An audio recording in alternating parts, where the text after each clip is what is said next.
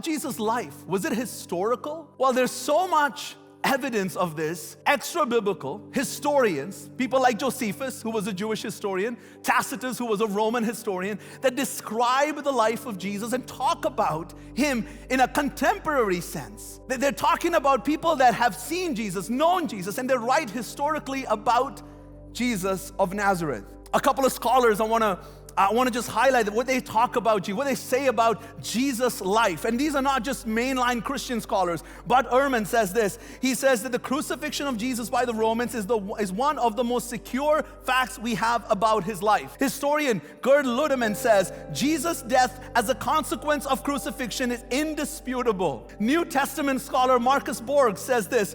He says, put the crucifixion as a historical certainty akin to other commonly accepted events from history. Some judgments are so probable as to be certain. For example, Jesus really existed and he really was crucified, just as Julius Caesar really existed and was assassinated. We can, in fact, know as much about Jesus as we can about any figure in the ancient world. So listen, if you are actually going to be interested, explore and understand, there's so much data that you can actually pour over and say, yeah, this makes a lot of logical sense. The other thing we need to consider when we think about Jesus is the societal impact Jesus has had. Think about it for a moment. You may not believe in Jesus. You may not be a follower of Jesus, but you can't deny the impact of Jesus in our culture, in society in general.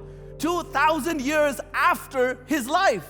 And why is that important? Why should that cause us to pause and consider? Well, because he was born in an obscure village. He was raised in another obscure village. He spent only 3 short years as an itinerant preacher who never traveled over 200 miles from his birthplace. He was rejected by the religious. He was hunted by the powerful. He was eventually abandoned by many who followed him. One of his disciples betrayed him. Another denied him. He was mocked and falsely accused by his enemies. He never wrote a book. He never held office. He never led an army. He had a mock trial. He was humiliated and unfairly executed, and had to use a borrowed grave.